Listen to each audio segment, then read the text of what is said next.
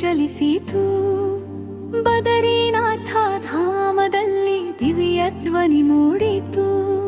ಆ ದಿವ್ಯ ನಾಮ ಮಹಾವತಾರ ಬಾಬಾಜಿ. ಕರ್ಮ ಬಂಧನ ಮುರಿಯುವ ಭೀಯ ಯೋಗ್ಯು ನೀಯೇ ಬಾಬಾಜಿ. ಕ್ರಿಸ್ತ ಪೂರ್ವ 6000 ವರ್ಷದ ಪೌರಾಣಿಕ ಕಾಲ.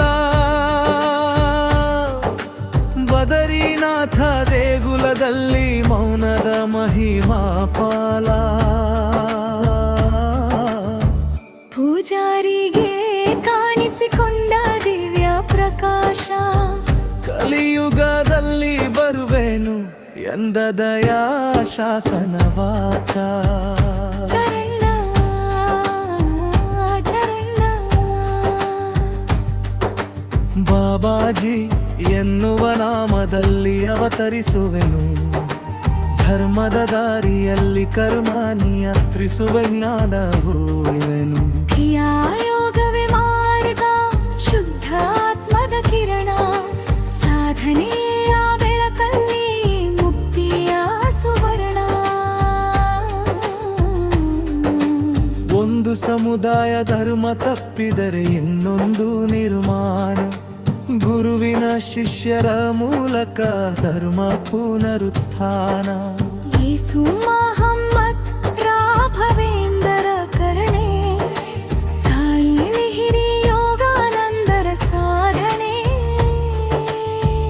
ಒಂದೇ ಶ್ರೇಣಿ ಸ್ಮರಣೆ.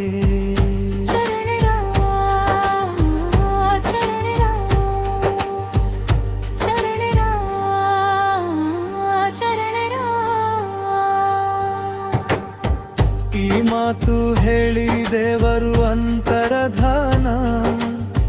ಪೂಜಾರಿಯ ಹೃದಯ ತುಂಬಿದ ದಿವ್ಯ ಪ್ರಾಣ.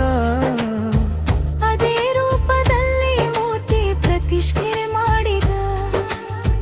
ಕಲಿಯುಗನಲ್ಲಿ ಬರುವೆನು ಎಂದು ಲೋಕಕ್ಕೆ ಸಾರಿದ. ಚರಣ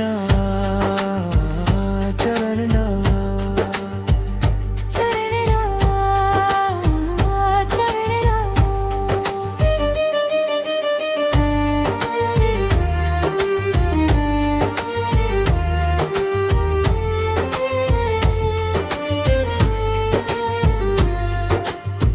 ಕಲಿಯುಗ ಬಂತು, ವಚನ ಸತ್ಯವಾಯಿತು. 6000 ವರ್ಷದ ರೂಪವೇ ಪುನಃ ಪ್ರಕಟವಾಯಿತು.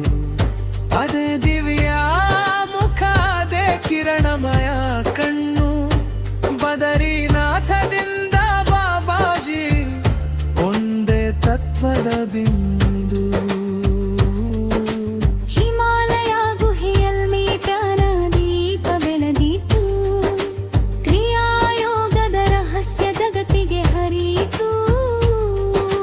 ಧರ್ಮದ ದಾರಿಯಲ್ಲಿ ಕರ್ಮ ಕರಗಲಿ. ಬಾಬಾಜಿಯ ಕೃಪೆಯಲ್ಲಿ ಜೀವನ ಅರಳಿ. ಪಲ್ಲವಿ ಪುನರಾವರ್ತಿ. ಹಿಮಾಲಯದ ಹೃದಯದಲ್ಲಿ ದೀಪ ಜಲಿಸಿತು. ಬದರಿನಾಥ ಧಾಮದಲ್ಲಿ ದಿವ್ಯ ಧ್ವನಿ ಮೂಡಿತು. ಆ ದಿವ್ಯ